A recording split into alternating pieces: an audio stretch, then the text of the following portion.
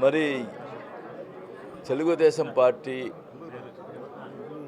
కూటమి సంబంధించి ఓటమి చెందుతుందని వాళ్ళు ఈ రకంగా అలా ముఖ్యమంత్రి గారి మీదే దాడి చేస్తే అందరూ కూడా భయపడతారు. దాన్ని ఏదో చేయాలని చెప్పి ఉద్దేశంతో ఈ రకంగా చేస్తున్నారు. మన ఒంగోలులో ఇట్లనే జరిగింది. ఈ రకంగా వాళ్ళు ఏదో చేసుకోబోతున్నారు. ఎన్ని చేసినా ప్రజలు ఈరోజు వైఎస్ఆర్ జగన్మోహన్ రెడ్డి గారి పక్కన ఉన్నారు.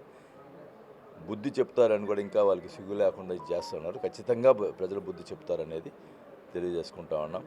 ఈరోజు దొంగచాటు దెబ్బలు కొట్టేదానికి ప్రయత్నం చేస్తూ ఉన్నారు.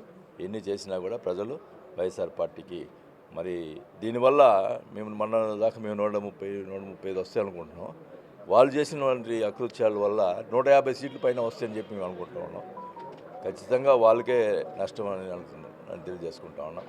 ఖచ్చితంగా ఒకటే చెప్తా ఉన్నాం, వైఎస్ఆర్ పార్టీ కార్యకర్తల జోలికి వస్తే తాట తీస్తామని చెప్పి కూడా తెలియజేసుకుంటాం.